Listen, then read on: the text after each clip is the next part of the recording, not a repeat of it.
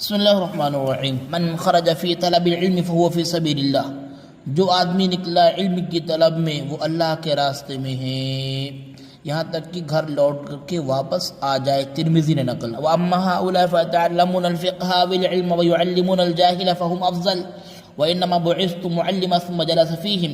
ایک لمبی حدیث اس میں کہا کہ دو محفلیں تھیں، جہاں چند لوگ دعائیں کر رہے تھے اور کچھ لوگ سیکھنا سکھانا کر رہے تھے، تو اللہ کے نبی گزرے فرمایا دونوں اچھے لوگ ہیں۔ وَأَمَّا هَؤُلَاءِ، لیکن یہ جو لوگ ہیں دین کے مسئلے مسائل سیکھ رہے ہیں یا پھر علم کی باتیں سیکھ رہے ہیں اور جاہلوں کو تعلیم دے رہے ہیں، یہ بہترین لوگ ہیں۔ دعا کرنا اچھا کام ہے، لیکن سیکھنا سکھانا اس سے بہتر کہیں کام ہے۔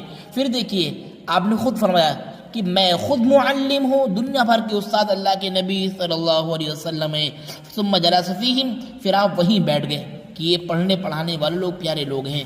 رواہ الدارمی۔ من جاء الموت وهو يطلب العلم ليحيي به الاسلام، اسلام کو جس کو موت آ گئی اور وہ اس حال میں تھا کہ علم کو حاصل کر رہا تھا، اس لیے تاکہ اسلام کو زندگی دی جائے۔ اس شخص کے درمیان میں اور نبیوں کے درمیان میں صرف ایک درجے کا فرق ہے اور باقی زیادہ فرق نہیں ہے۔ کتنا مقام مرتبہ